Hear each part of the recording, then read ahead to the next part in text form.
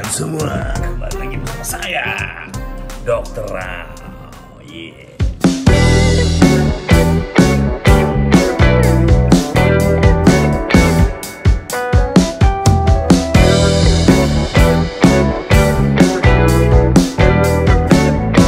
Kabar kalian semua?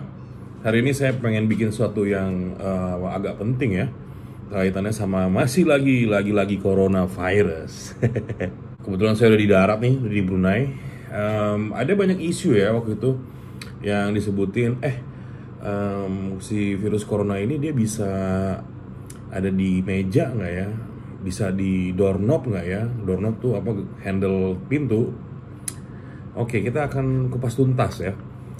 Jadi berdasarkan informasi yang saya dapat dari WebMD, nanti di deskripsi di bawah ini semua akan saya tulis dari mana aja sih penelitian-penelitian itu ditemukan. Tapi ini masih dalam lab basis ya, karena saya rasa bisa dibilang ya variabelnya lumayan banyak, terutama kalau misalnya di area luas. Oke, yang pertama metal. Bukan musik metal ya, tapi dalam benda-benda yang bentuknya metal.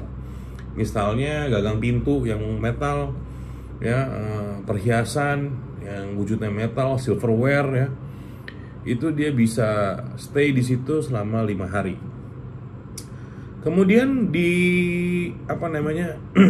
kayu, furniture ya, kayak ini ada furniture ini. Decking ya, terus kemudian jendela, pintu itu bisa 4 harian. Oke.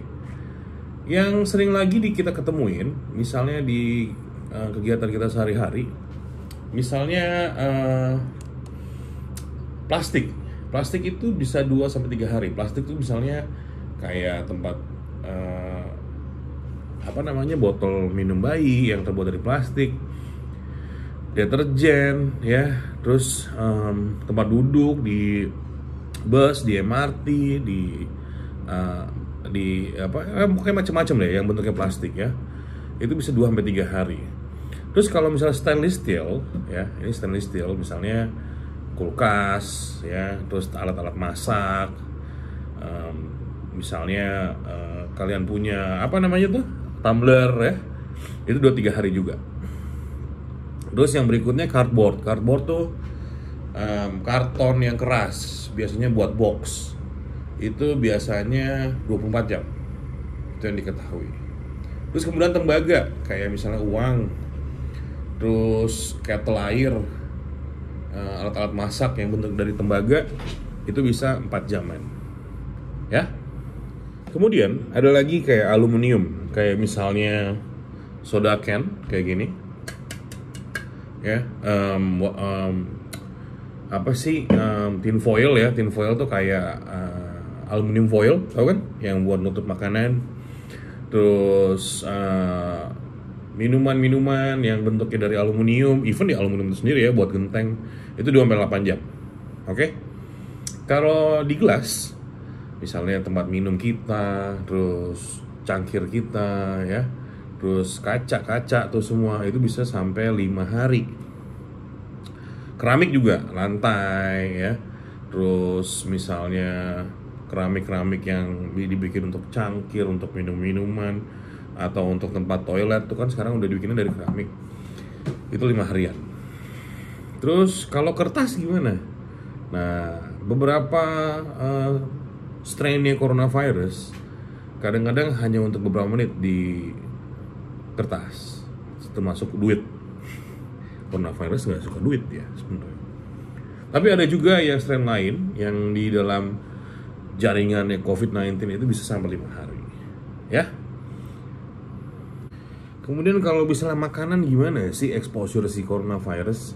Sampai hari ini belum ditemuin sih. Cuma ada baiknya kalau misalnya kalian ke supermarket, terus kalian beli buah-buahan seger gitu ya, atau sayur-sayuran, ada baiknya kalian cuci dulu dengan air yang mengalir ya, dicuci yang sesuai dengan hygiene. Kemudian kalau perlu dibersihin dengan baik, kemudian cuci tangannya baru dimasak. Itu nggak ada masalah. Kalau buah-buahan boleh tuh ya, boleh langsung dimakan. Terus kemudian kalau misalnya air sendiri gimana? Coronavirus nggak pernah ditemuin sih di drinking water, tap water dan sebagainya. Cuma tentunya tergantung dari misalnya kalian pakai, kalau di Indonesia PAM namanya ya, perusahaan air minum. Ada baiknya ditanya tuh ke PAM-nya, karena kita belum nggak pernah tahu ya. Cuma untuk di sistem saluran pencernaan, coronavirus itu tidak sampai memberikan suatu hal yang berbahaya sih. Tapi kalau misalnya kalian pernah lihat atau pernah dengar cerita, si virus corona ini ternyata menginfeksi orang, si A misalnya, tapi salah satu gejalanya mencret. Nah itu mungkin karena dia mengaktifkan dia membuat sistem imunitas jadi rendah, sehingga bakteri-bakteri komensal di usus jadi garang juga, sehingga menimbulkan infeksi lah. Jadi tadi yang saya sebutin semuanya nakutin ya, di rumah ada semua, jangan takut. Yang paling penting adalah dibersihin, didisinfektan ya, untuk merubah limitnya si virus corona yang terpapar menjadi tidak terpapar, sehingga tentunya benda-benda itu nggak berbahaya ya. Terus kalau di meja, kayak di meja gua nih, laptop, handphone tuh dibersihin pakai alkohol swab atau pakai disinfektan yang lain tuh, kayak gini bisa. Kalau yang ini ya, alkohol swabnya ini isinya 70% isopropil alkohol. Penting nih ya, bersihin. Apalagi ya, remote control. Terus gagang pintu ya, tirai-tirai jendela, semua, even kacamata gue nih, bersihin tiap hari ya. Nah terus jangan lupa proteksi diri, cuci tangan ya, pakai sabun minimal 20 detik. Sebenarnya nggak lebih 30-40 lah ideal ya. Itu penting tuh ya. Misalnya kalian yang punya disinfektan sebelum masuk, boleh disinfektan. Kalau misalnya keluar dari luar, bajunya ya dibersihin dulu, bukan wajib bersihin, bajunya langsung dipisahin sama baju bersih, langsung ditaruh ke tempat cucian dan tertutup. Itu penting. Oke? Semoga tips ini berguna buat kalian semua. Sampai jumpa lagi.